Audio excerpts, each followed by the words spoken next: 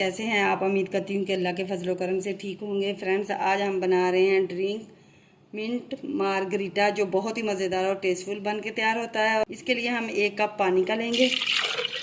मैं 4 गिलास बना रही हूँ, इसलिए मैंने 4 टेबलस्पून चीनी ली है। हाफ़ टेबल स्पून हम काला नमक ऐड कर देंगे। 3 टेबलस्पून हम लेमन का रस ऐड करेंगे और 1 प्याली मैं इसमें पुदीने की पत्तियाँ ऐड करूँगी। अब हम इसे पीस लेंगे।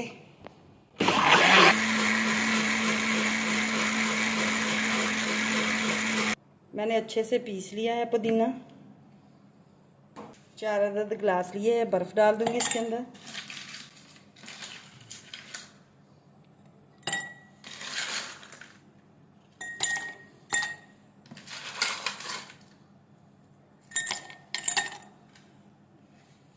अब मैं इसके अंदर थोड़ा थोड़ा पुदीने का पानी डाल दूंगी।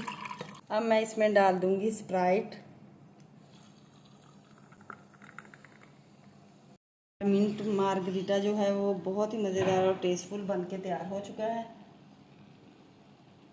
माशाल्लाह, बहुत ही मज़ेदार टेस्टफुल ये ड्रिंक बना है। फ्रेंड्स, अब हम कल मिलेंगे एक और नई वीडियो के साथ। अल्लाह हाफिज़, बाय।